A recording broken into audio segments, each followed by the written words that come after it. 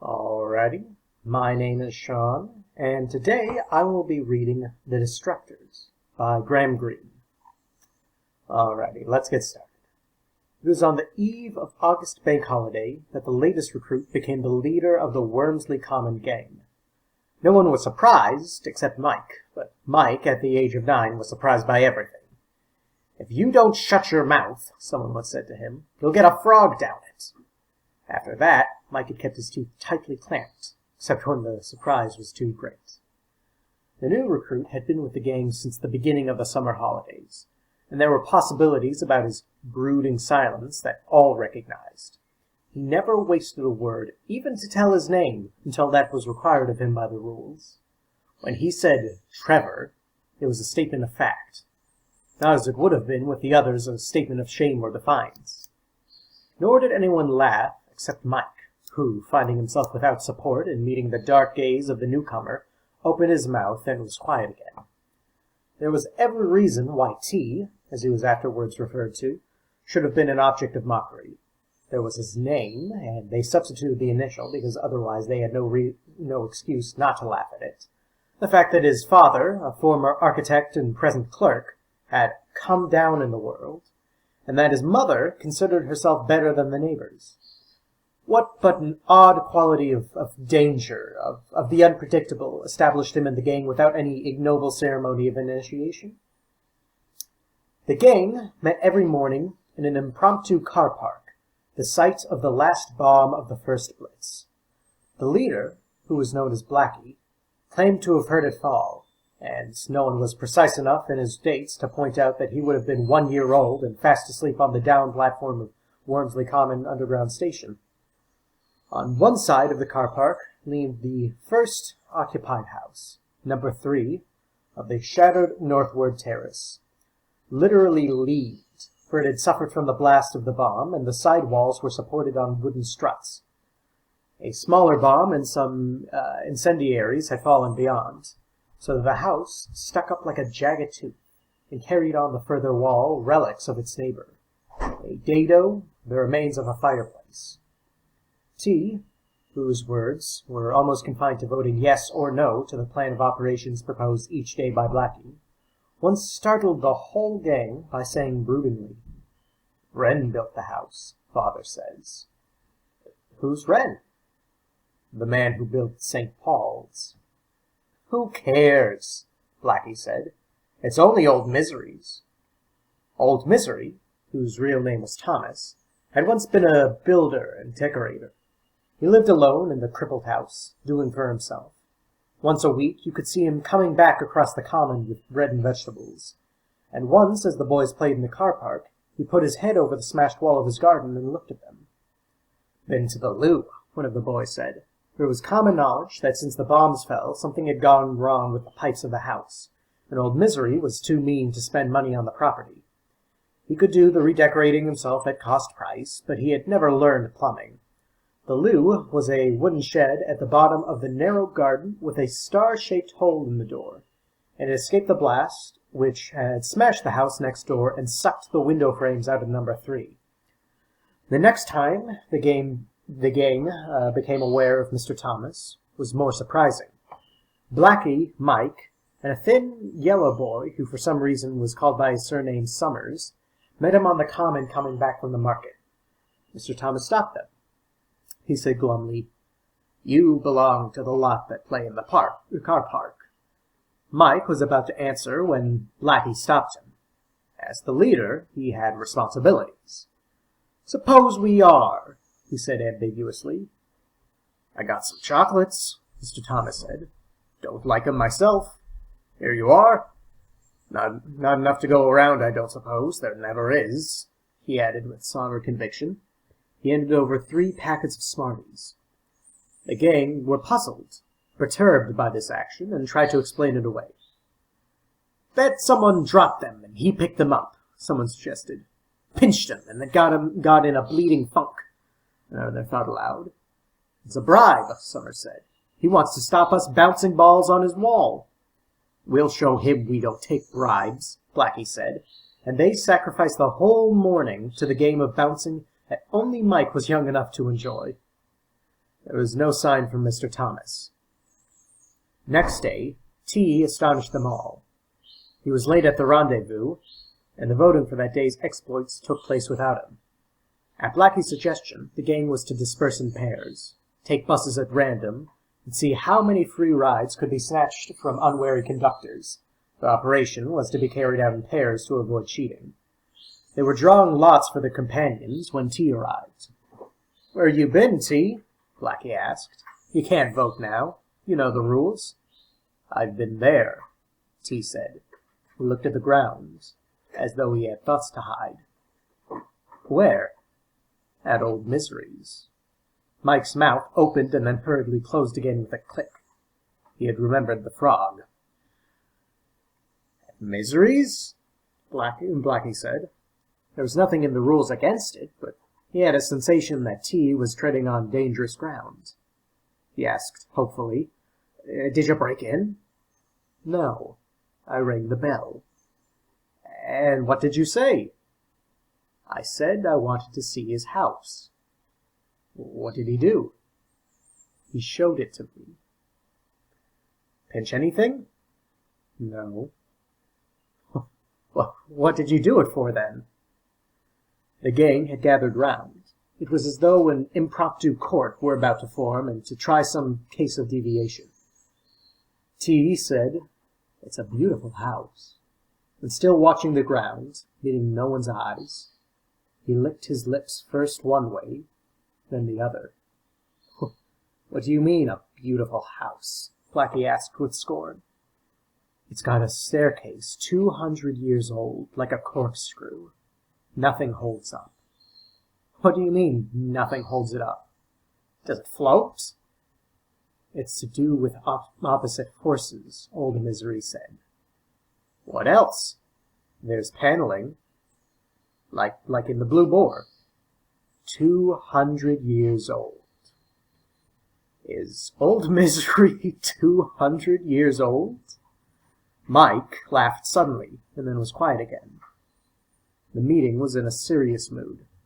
For the first time since T had strolled into the car park on the first day of the holidays, his position was in danger. It only needed a single use of his real name, and the gang would be at his heels. "What did you do it for?" Blackie asked. He was just. He had no jealousy. He was anxious to retain T, and the gang if he could. It was the word beautiful that worried him. That belonged to a class world that you could still see parodied at the Wormsley Common Empire by a man wearing a top hat and a monocle with a haw-haw accent. He was tempted to say, "My dear Trevor, old chap," and unleash his hellhounds. "If you'd broken in," he said sadly, "that would indeed have been an exploit worthy of the gang." "This was better," T said. "I found out things." He continued to stare at his feet, not meeting anyone's eye, as though he were absorbed in some dream he was unwilling, or ashamed, to share. "What things?" "Old Misery is going to be away all tomorrow on Bank Holiday." Blackie said with relief, "You mean we could break in?" "And pinch things," somebody said. Blackie said, "Nobody's gonna pinch things. Breaking in, that's good enough, isn't it? We don't want any court stuff." "I don't want to pinch anything," T said. "I've got a better idea." "What is it?" T raised his eyes, as gray and disturbed as the drab August day. "We'll pull it down," he said. "We'll destroy it." Blackie gave a single hoot of laughter, and then, like Mike, fell quiet, daunted by the serious, implacable gaze. "What'd the police be doing all the time?" he said. "They'd never know. We'd do it from inside. I found a way in," he said with a sort of intensity. "We'd be like worms, don't you see, in an apple. When we came out again, there'd be nothing there. No staircase, no panels, nothing but just walls. And then we'd make the walls fall down. Somehow." "We'd go to Jug," Blackie said. Who's to prove? And anyway, we wouldn't have pinched anything, he added without the smallest flicker of glee. There wouldn't be anything to pinch after we'd finished. I've never heard of going to prison for breaking things, Summer said. There wouldn't be time, Blackie said. We've seen housebreakers at work. There are 12 of us, T said. We'd organize. But none of us know how... I know, T said. He looked across at Blackie. Have you got a better plan? Today, Mike said tactlessly, we're pinching free rides. Free rides, T said. You can stand down, Blackie, if you'd rather. The gang's got to vote. Put it up, then, Blackie said uneasily. It's proposed that tomorrow and Monday we destroy old Misery's house. Hear, hear, said a fat boy called Joe. Who's in favor? T said, it's carried. How do we start? Summers asked. He'll tell you, Blackie said. It was the end of his leadership. He went away to the back of the car park and began to kick a stone, dribbling it this way and that. There was only one old Morris in the park. For few cars were left there except lorries. Without an attendant there was no safety. He took a flying kick at the car and scraped a little paint off the rear mudguard. Beyond, paying no more attention to him than to a stranger, the gang had gathered around T. Blackie was dimly aware of the fickleness of favor. He thought of going home, of never returning, of letting them discover the hollowness of T's leadership. But suppose, after all, what T proposed was possible. Nothing like it had ever been done before. The fame of the Wormsley Common Car Park gang would surely reach around London. There would be headlines in the papers. Even the grown-up gangs who ran the betting at the all-in wrestling and the Barrow Boys would hear with respect of how old Misery's house had been destroyed. Driven by the pure, simple, altruistic ambition of fame for the gang, Blackie came back to where T stood in the shadow of old Misery's wall.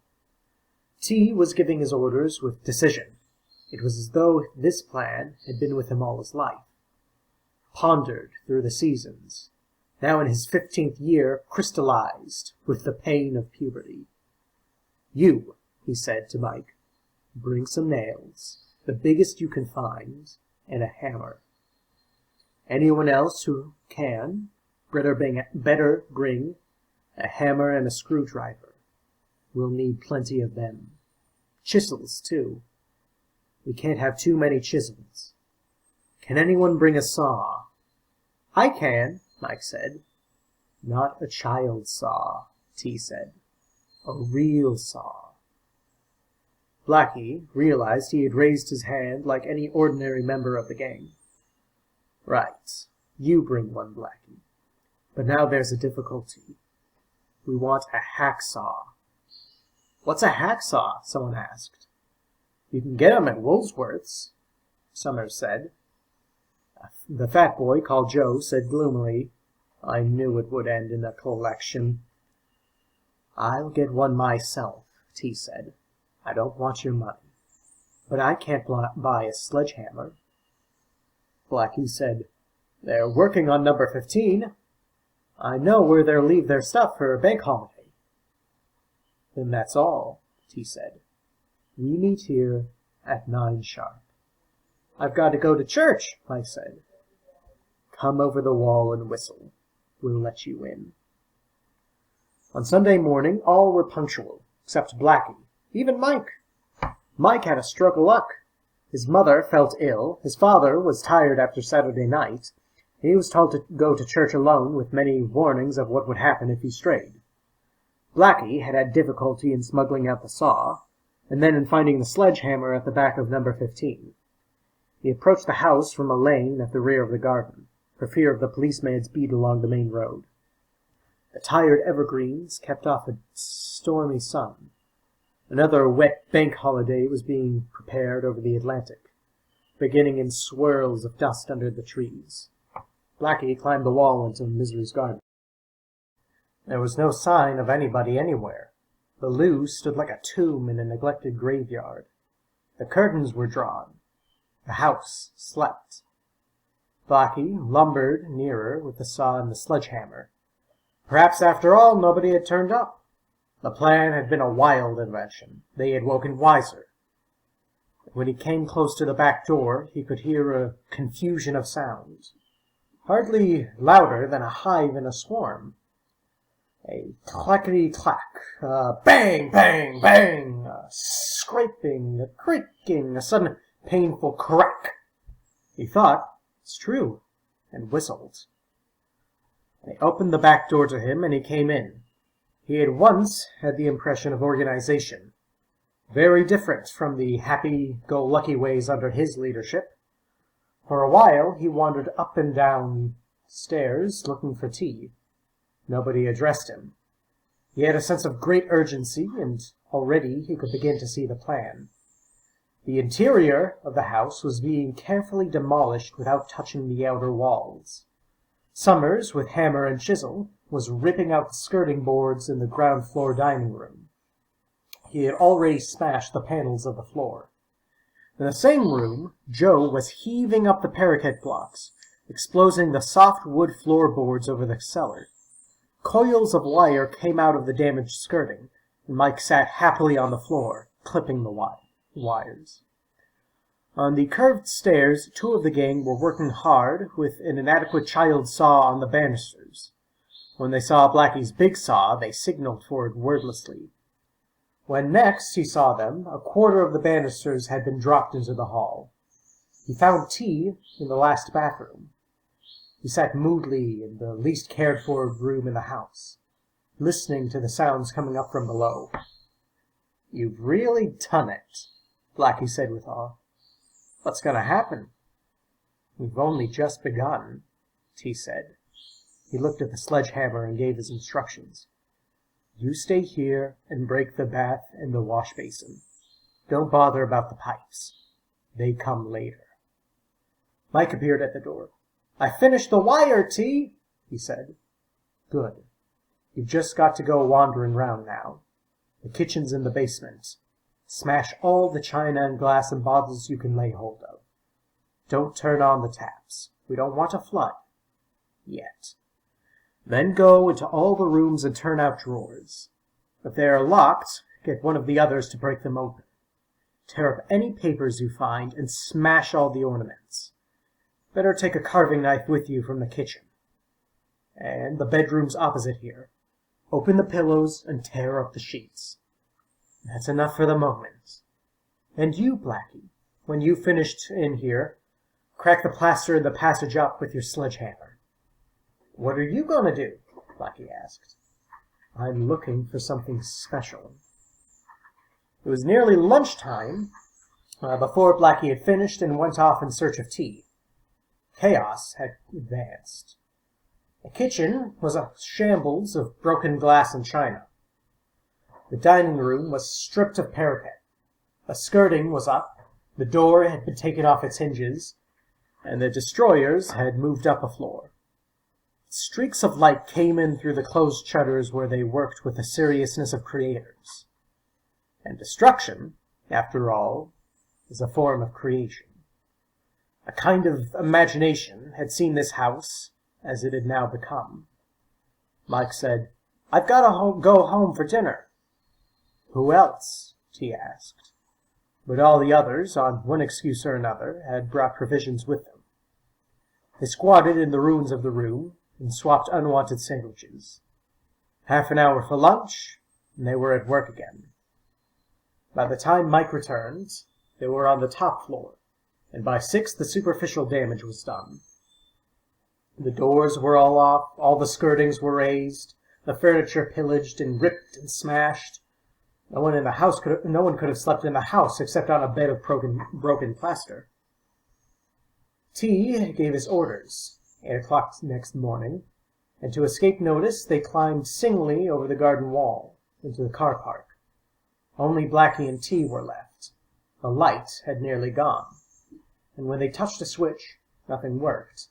Mike had done his job thoroughly. "Did you find anything special?" Blackie asked. T nodded. "Come over here," he said, "and look." Out of both pockets he drew bundles of pound notes. "Old Misery's savings," he said. Mike ripped out the mattress, but he missed them. "What are you going to do? Share them?" "We aren't thieves," T said. "Nobody's going to steal anything from this house. I kept these for you and me. A celebration." He knelt down on the floor and counted them out. There were 70 in all. "We'll burn them," he said, "one by one." Then taking it in turns, they held a note upward and lit the top corner, so that the flame burnt slowly toward their fingers. The gray ash floated above them and fell on their heads like age. "I'd like to see old Misery's face when we're through," T said. "You hate him a lot?" Blackie asked. "Of course I don't hate him. There'd be no fun if I hated him." The last burning note illuminated his brooding face. "All this hate and love," he said. "It's soft. It's huey. There's only things, Blackie." And he looked around the room crowded with the unfamiliar shadows of half-things, broken things, former things. "I'll race you home, Blackie," he said. Next morning, the serious destruction started. 2 were missing. Mike and another boy, whose parents were off to Southend and Brighton in spite of the slow, warm drops that had begun to fall and the rumble of thunder in the estuary like the first guns of the old Blitz. "We've got to hurry," T said. Summers was restive. "Haven't we done enough?" he said. "I've been given a bob for slot machines. This is like work." "We've hardly started," T said. "Why? There's all the floors left and the stairs. We haven't taken out a single window." "You voted like the others. We are going to destroy this house. There won't be anything left when we're finished." They began again on the first floor, picking up the top floorboards next to the outer wall, leaving the joists exposed. Then they sawed through the joists and retreated into the hall, as what was left of the floor healed and sank. They had learned with practice, and the second floor collapsed more easily. By the evening, an odd exhilaration seized them as they looked down the great hollow of the house. They ran risks and made mistakes. When they thought of the windows, it was too late to reach them. "Core," Joe said, and dropped a penny down into the dry, rubble-filled well. It cracked and span among the broken glass. "Why did we start this?" Summers asked with astonishment. T was already on the ground, digging at the rubble, clearing a space among the outer wall. "Turn on the taps," he said. "It's too dark for anyone to see now, and in the morning it won't matter." The water overtook them on the stairs and fell through the floorless rooms. It was then they heard Mike's whistle at the back. "Something's wrong," Blackie said. They could hear his urgent breathing as they unlocked the door. "The bogies?" Summer asked. "Old Misery," Mike said. "He's on his way." He put his head beneath his knees and retched. "Ran all the way," he said with pride. "But why?" T said. He told me," he protested with the fury of the child he had never been. "It isn't fair." "He was down at Southend," Mike said. "He was on the train coming back. Said it was too cold and wet." He paused and gazed at the water. "My, you've had a storm here. Is the roof leaking?" "How long will he be?" 5 minutes. I gave Ma the slip and ran." "We'd better clear," Summer said. "We've done enough anyway." "Oh, no, we haven't. Anybody could do this." This was the shattered, hollowed house with nothing left but the walls. Yet walls could be preserved. Facades were valuable. They could build inside again more beautifully than before. This could be again a home. He said angrily, "We've got to finish. Don't move. Let me think." "There's no time." There's no time," a voice said. "There's got to be a way," T said. "We couldn't have got thus far." "We've done a lot," Blackie said. No, we haven't. Somebody watch the front." "We can't do any more. He may come in the back." "Watch the back, too," T began to plead. Just give me a minute and I'll fix it. I swear I'll fix it." But his authority had gone with his ambiguity. He was only one of the gang. "Please," he said. "Please," Summers mimicked him, and then suddenly struck home with the fatal name. "Run along home, Trevor." T stood with his back to the rubble like a boxer knocked groggy against the ropes. He had no words as his dreams shook and slid. Then Blackie acted before the gang had time to laugh, pushing Summers backward. "I'll watch the front, T," he said, and cautiously he opened the shutters of the hall. The gray, wet common stretched ahead, and the lamps gleamed in the puddles. "Someone's coming, T." No, it's not him. What's your plan, T?" "Go tell Mike to go out to the loo and hide close behind it. When he hears me whistle, he's got to count 10 and start to shout." "Shout what?" "Oh, help, anything." "You hear, Mike?" Blackie said. He was the leader again. He took a quick look between the shutters. "He's coming, T." "Quick, Mike. The loo. Stay here, Blackie, all of you, till I yell." "Where are you going, T?" "Don't worry. I'll see to this. I said I would, didn't I?" Old Misery came limping off the common. He had mud on his shoes, and he stopped to scrape them on the pavement's edge. He didn't want to soil his house, which stood jagged and dark between the bomb sites, saved so narrowly, as he believed, from destruction. Even the fanlight had been left unbroken by the bomb's blast. Somewhere somebody whistled. Old Misery looked sharply around. He didn't trust whistles. A child was shouting. It seemed to come from his own garden. Then a boy ran into the road from the car park. "Mr. Thomas," he called. "Mr. Thomas." "What is it?" "I'm terribly sorry, Mr. Thomas. One of us got taken short, and we thought you wouldn't mind, and now he can't get out." "What do you mean, boy?" "He's got stuck in your loo." "He'd no business. Haven't I seen you before?" You showed me your house." "So I did. That doesn't give you the right to... Do hurry, Mr. Thomas. He'll suffocate." "Nonsense. He can't suffocate. Wait till I put my bag in. I'll carry your bag." "Oh, no, you don't. I carry my own." "This way, Mr. Thomas." "I can't get in the garden that way. I've got to go through the house." But you can get in the garden this way, Mr. Thomas. We often do." "You often do?" He followed the boy with a scandalized fascination. "When? What right?" "Do you see? The wall's low.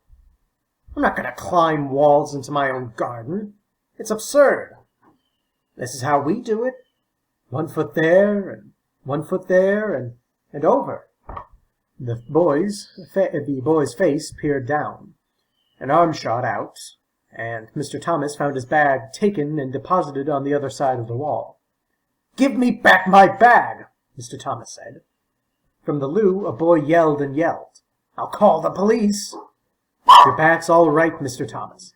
Look, 1 foot there, on your right, now just above, to your left."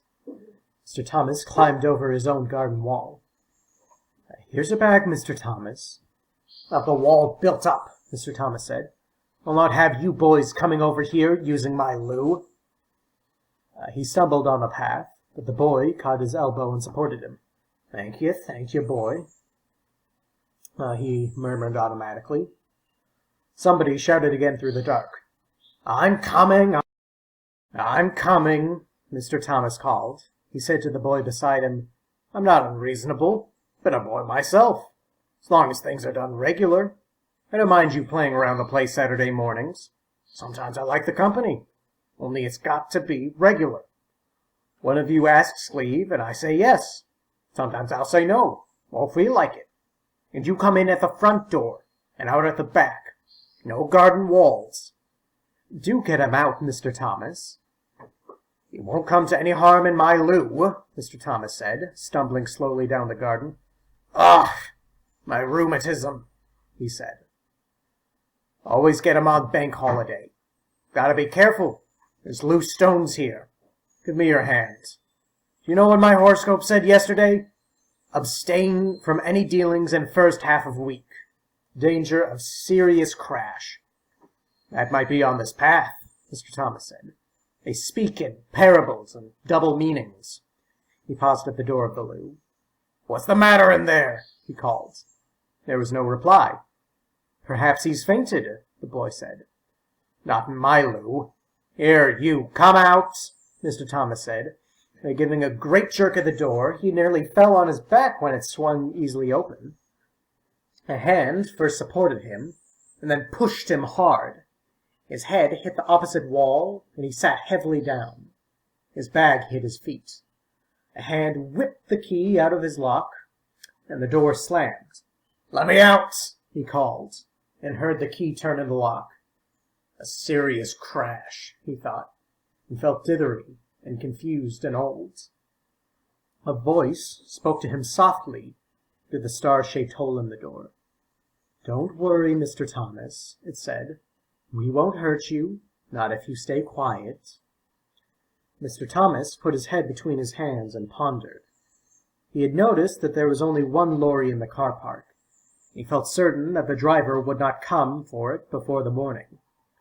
Nobody could hear him from the road in front. The lane at the back was seldom used. Anyone who passed there would be hurrying home, and would not pause for what they would certainly take to be drunken cries. And if he did call help, who, on a lonely bank holiday evening, would have the courage to investigate? So Mr. Thomas sat on the loo and pondered with the wisdom of age. After a while, it seemed to him that there were sounds in the silence. They were faint and came from the direction of a house. He stood up and peered through the ventilation hole. Between the cracks in one of the shutters he saw a light. Not the light of a lamp, but the wavering light a candle might give. Then he thought he heard the sound of hammering and scraping and chipping. He thought of burglars. Perhaps they had employed the boy as a scout. Why should burglars engage in what sounded more and more like a stealthy form of carpentry? Mr. Thomas let out an experimental yell, but nobody answered. The noise could not have even reached his enemies. Mike had gone home to bed, but the rest stayed. The question of leadership no longer concerned the gang. With nails, chisels, screwdrivers, anything that was sharp and penetrating, they moved around the inner walls, worrying at the mortar between the bricks. They started too high. It was Blackie who hit on the damp course and realized the work could be halved if they weakened the joints immediately above. It was a long, tiring, unamusing job, but at last it was finished. The gutted house stood there, balanced on a few inches of mortar between the damp course and the bricks. There remained the most dangerous task of all, out in the open at the edge of the bomb site. Summers was sent to watch the road for passers-by, and Mr. Thomas, sitting on the loo, heard clearly now the sound of sawing. It no longer came from his house, and that a little reassured him. He felt less concerned. Perhaps the other noises, too, had no significance. A voice spoke to him through the wall. "Mr. Thomas." "Let me out," Mr. Thomas said sternly. "Here's a blanket," the voice said, and a long grey sausage was worked through the hole and fell in swaths over Mr. Thomas's head. "There's nothing personal," the voice said. "We want you to be comfortable tonight." "Tonight?" Mr. Thomas repeated incredulously. "Catch," the voice said. "Penny buns. We've buttered them, and sausage rolls. We don't want you to starve, Mr. Thomas." Mr. Thomas pleaded desperately. "A joke's a joke, boy. Let me out and I won't say a thing. I've got rheumatics. I gotta sleep comfortably." "You won't be comfortable. Not in your house, you wouldn't. Not now." "What do you mean, boy?" But the footsteps receded. There was only the silence of night. No sound of song. Mr. Thomas tried one more yell, but he was daunted and rebuked by the silence. A long way off, an owl hooted, and made away again on its muffled flight through the soundless world. At 7 next morning, the driver came to fetch his lorry. He climbed into the seat and tried to start the engine. He was vaguely aware of a voice shouting, but it didn't concern him. At last the engine responded, and he backed the lorry until it touched the great wooden shore that supported Mr. Thomas's house. That way he could drive right out and down the street without reversing. The lorry moved forward, was momentarily checked as though something were pulling it from behind, and then went on to the sound of a long rumbling crash. The driver was astonished to see bricks bouncing ahead of him, while stones hit the roof of his cab. He put on the brakes. When he climbed out, the whole landscape had suddenly altered. There was no house beside the car park, only a hill of rubble. He went round and examined the back of his car for damage, and found a rope tied there that was still twisting at the other end round part of a wooden strut. The driver again became aware of somebody shouting. It came from the wooden erection which was the nearest thing to a house in that desolation of broken brick. The driver climbed the smashed wall and unlocked the door. Mr. Thomas came out of the loo. He was wearing a grey blanket to which flakes of pastry adhered. He gave a sobbing cry. "My house!" he said. "Where's my house?" "Search me," the driver said. His eye lit on the remains of a bath in what had once been a dresser, and he began to laugh. There wasn't anything left anywhere. "How dare you laugh?" Mr. Thomas said. "It was my house! My house!" "I'm sorry," the driver said, making heroic efforts. But when he remembered the sudden check to his lorry, the crash of bricks falling, he became convulsed again. One moment the house had stood there with such dignity between the bomb sites, like a man in a top hat. Then bang, bang, crash. There wasn't anything left. Not anything. He said, "I'm sorry. I can't help it, Mr. Thomas. There's nothing personal, but you've got to admit it's funny." "Thank you very much."